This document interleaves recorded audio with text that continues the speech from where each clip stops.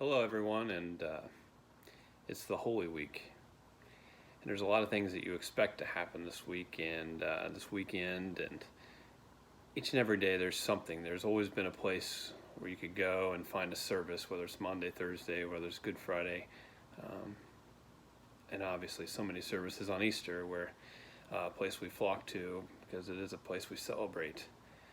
But this year is different, and we have a lot of expectations still. Like the pastor should have the best message this time of the year, right? Because there's obviously going to be more people tuned in. But there's been more people than ever tuned in to what God's trying to show us, thanks to all the circumstances. And as we look at that this week and this weekend, I just want to be honest with you that there's some things that maybe we're kind of looking at a little bit wrong. And when we want to make things about us, how can we be served, and what can we get out of this weekend? The leaders better be on their A game, right? I think that we miss the simplicity and the power that Jesus was trying to portray. As a matter of fact, it was so common that people would even miss it that were sitting right there with him. And when Jesus was sitting with his disciples, and they were sharing in the Last Supper, and it's in Luke, it's in also the other three Gospels, but I want to challenge you during this time, when we have a lot of expectations, just to get the word out, to sit down without a time limit. This is great because you have some time this Easter weekend. Sit down and read maybe Luke chapters 22 through 24. Or some other Gospels of the account of just what Jesus went through. And over again, Jesus didn't make it about himself. Jesus was doing it not only for us, he was doing it for the mission of God, for his Father. And he knew what was at stake. And so many times he was selfless, and he gave things up. His power, who he was, what he was able to do, he gave it up to serve, to go through the agony, the torture for us. And so Jesus himself, you often think, well, I'd be different if Jesus was sitting at the table. And of course, you'd be a little different, but yourself is still there. And so during this time, this quarantine time of Easter 2020, maybe we make it as a time to look at ourselves and then see, are we selfless like Jesus, or are we full of selfishness? And so when those disciples were at the Last Supper, and Jesus told them very clearly that this was it, guess what they were talking about? Well, in Luke chapter 22, they're sharing, starting in verse 14, right? He tells them, listen, this is my last time. I'm going to this cup represents the blood that's going to be shed, and the bread represents my body that will be broken, or that will be given. It wasn't ever broken, but it was given for us, right? And in verse 21, it takes a big shift. But here at this table, sitting among us as friends, there were friends, as disciples and Jesus, sharing a meal, laughing, being normal. There is a man who will betray me sitting here. For it has been determined that the Son of Man must die. But what sorrow awaits the one who betrays him? And so Jesus lets the cat out of the bag. Here's what's going to happen. One of you, sitting around the table, over there, I see you. No, he doesn't say it like that. But one of you will betray me. For it has been determined ahead of time that I must die. In verse 23, the disciples began, here's what they talk about. They began to ask each other, which of them would ever do such a thing? And there's a couple different takes on this. The first take would be, is it me? Would I do something like this? Because let's be real, many of the disciples ran and fled when Jesus was arrested. Many of them, left. Maybe one was hiding, scared. Many of them, even Peter, denied Jesus. So they're arguing or talking amongst themselves, who would ever do such a thing? Who would ever betray Jesus? Like, Seriously, Jesus, we're right here. We've been here for 3 years. We're ready to go anywhere with you. But as soon as Jesus lets the cat out of the bag, someone's going to betray me at this table. There's many, many thoughts. And then they start putting, well, maybe he would do it, or maybe he would do it over there, right? Isn't that the way we work today? I was listening to a Francis Chan sermon this morning, and it says, this is something we naturally do as humans. We naturally default to ourselves, our own selfishness. That's exactly what the disciples were doing here. You know what? They weren't even thinking about Jesus who was about to give his life. What they were thinking about was, who would do that? It wasn't me, right? It won't be me. And we start thinking about ourselves. If we're not thinking about that, we're thinking about who else can we blame for this, right? It's a natural thing. It's that human nature. But it's not the nature of Jesus. And he goes on to help us out with this, right? In the next few verses.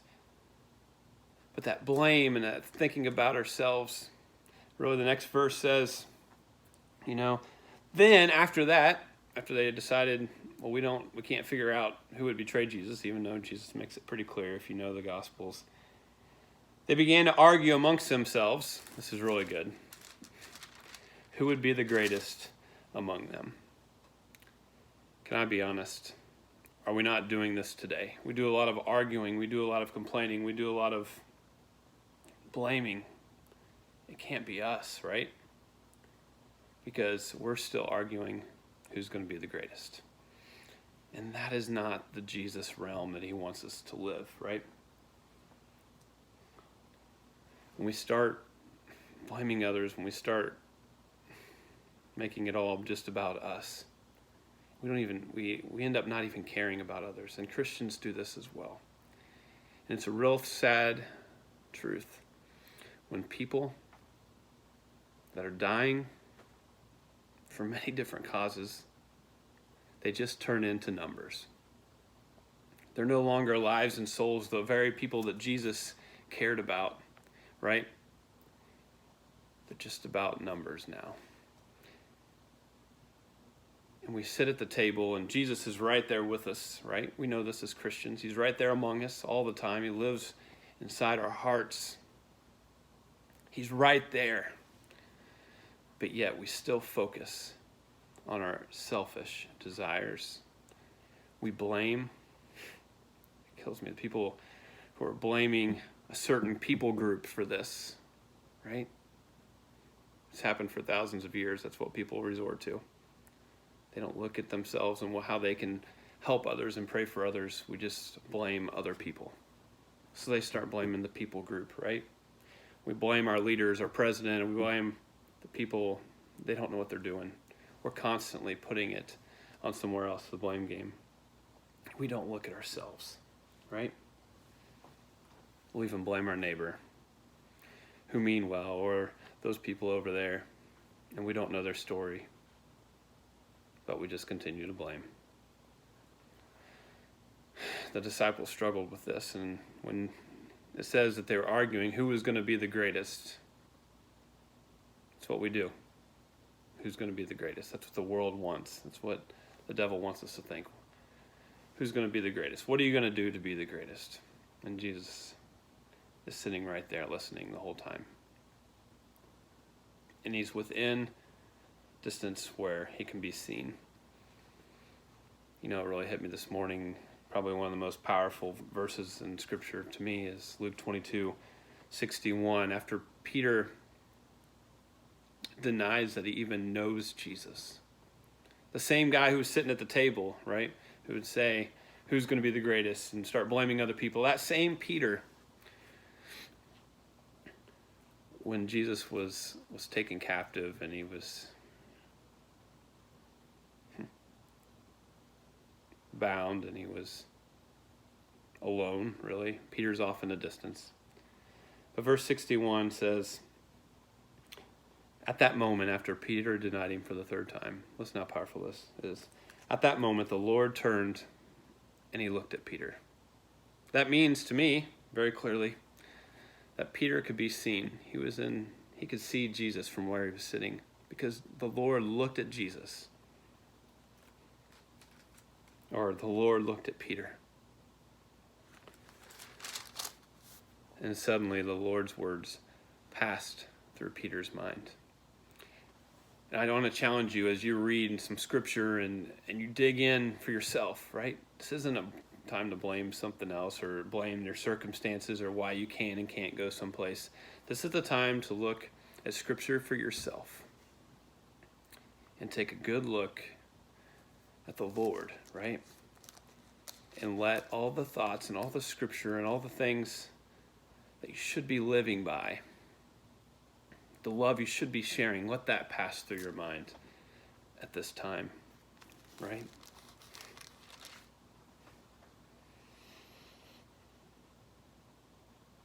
History was changing right in front of the disciples' eyes. It was changing forever. The Son of God was sitting right at the table with them, ready to do something that no man has ever done before or has ever done since.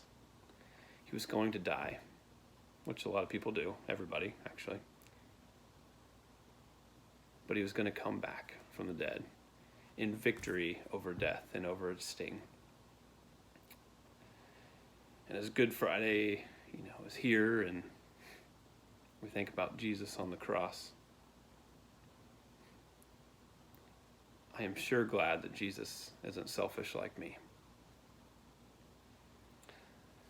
That when Jesus was persecuted, that when Jesus knew what was coming, he chose to serve and he chose to give instead of thinking about himself. All the powers and authorities of heaven, all the angels were at his command to come down and save him. But he chose to do it for you and for me. So he's in the garden and he knew what was coming. He knew that his hour had come. And he prayed the most selfless prayer ever recorded. Right? He said in verse 42 of Luke chapter 22, "Father, if you are willing, please take this cup of suffering away from me. Don't let me go through this. Yet," and I think that's a huge word, and I wonder if that applies to your life as a Christian or as a non-Christian. Probably not. "Yet, I want your will to be done and not mine." The most selfless prayer. I want your will to be done and not mine.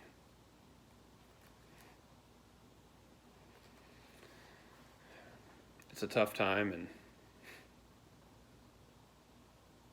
Jesus says, "Listen, God, I'll do it.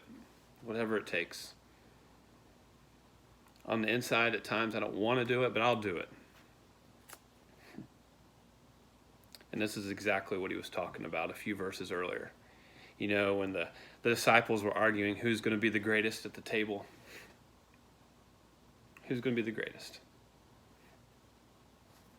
Here's what Jesus told them in verse 25. "In this world, the kings and great men, they lord it over their people, yet they are called friends of the people. But among you, it will be different." And that's the message for all of us. If you're a Christian today, among you, and among your circles, and among your families, and among your lives, and among your workplaces, and among your churches, among you as a Christian, it will be different. Those who are the greatest among you should take the lowest rank, and the leader should be like a servant. Servant leadership. It's been going on for thousands of years. Thanks to Jesus. Who is more important, the one who sits at the table or the one who serves? The one who sits at the table, of course. But not here. Mine even has an exclamation point. But not here. Not in my kingdom, Jesus says. Things are going to be different among my believers. And Jesus said it. The words are in red. "For I am among you as one who serves." Because Jesus said, "I am here," because Jesus is in my heart, your heart as a Christian, we serve. And I know we have, the options each and every moment of our day to be selfish or to be selfless. And when I see and I watch movies like The Passion of the Christ, when I read Scripture, honestly, I can turn to 10 more areas in Luke chapter 22 alone where Jesus chose to be selfless instead of selfish. And it's probably not what I would have chosen. But because he is in us, he gives us the ability, the power, the strength, the wisdom to choose to serve and not to be served. Because in another part of Scripture, Jesus says, it is more blessed to give than to receive. To be honest with you, we live in a world that's very selfish. Our human nature is very selfish. But when we accept Christ and we want to follow him and we want to be more like him, he helps us to be selfless. And the more we get to know him, the more we search Scriptures, the more we become different, because that's what will happen, because there's no other way than to become different than who we were. We'll become different by becoming more selfless, here to serve, here to love unconditionally. And I'm so thankful that Jesus did that for us. And as I picture Jesus and taking the cross and getting whipped and spit on and beaten and bloodied, and taking it all for me and taking it all for you. He did it in the most selfless act of all time.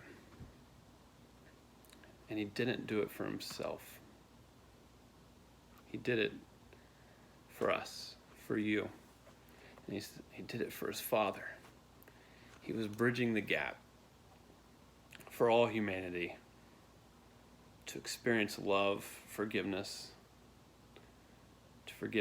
to experience freedom and peace like they never had before, because he rose. And on Easter Sunday, we get to celebrate that, but honestly, we get to celebrate that each and every day. That because he lives, we can face tomorrow. So in this whole thing of pandemic, during this time that you're battling different things, do me a favor. Do us all a favor. Don't just think about yourselves, right? Put others first. It starts in your household and then it goes out to people around. How can we serve others during this time? Maybe it's writing a card of encouragement, or maybe it's there's so many different things you can even do from right where you're at, thanks to technology, thanks to a pen and paper. What can you do where you are? How can you serve? The best way is to dig into Scripture and to pray about, what can I do, God? Some of us feel like we want to serve and we don't know what we can do. Ask God, what can I do? This Easter is different probably for you than ever before. How can you serve differently? You get an opportunity this year to get kind of a pass to be different. Maybe that's not such a bad thing. How can we serve, right? That's the question to ask this Easter season, this Good Friday, this Holy Week. It's the same thing we should ask every day. Are we different? Do we prove that we are Christians by our love for one another and for God? Love God, love others, impact and serve the world. That's what we're called to do. That's what Jesus says. I came to serve and to seek and to save that which was lost. May we be that blessing to others, not only this weekend, this week, but every day we grow to be more selfless. Have a blessed day.